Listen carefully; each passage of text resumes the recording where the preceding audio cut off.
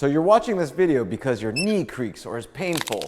This video is part of our Chondromalacia series, so if you haven't watched the first episode, go back and watch it now. The first video addresses how to determine if you have Chondromalacia.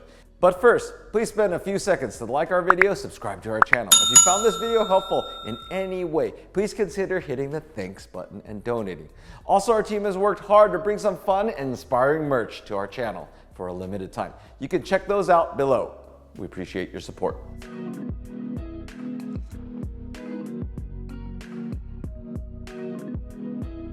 If you've already watched the first video, this first bit might be a review. Let's recap what I explained in the first video. What is it? In between our joints, there is a cartilage lining. The kneecap has this lining that helps it glide across the knee joint. It helps provide that clean and smooth lubricated motion we're all looking for. As cartilage gets worn down due to age or use or misuse, the knee joint can't glide like it used to. In the last part, we found out what it takes to smooth the surface and why that is important. If you missed it, don't forget, go back and watch it.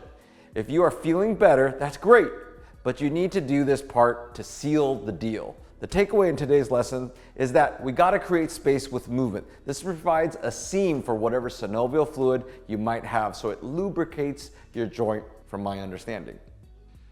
All right, so now we're on to the second exercise. Remember, if you've done the compression, now is a good time to create that seam for the synovial fluid to slide and glide like oil and water.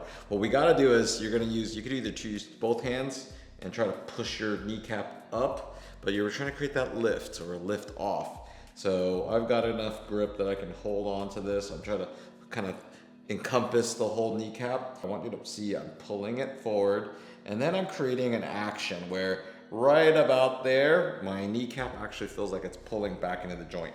So I just want to go back and forth. And this is my ACL repair. So those of you who've had meniscus, ACL, this is always something you constantly want to be able to do as well.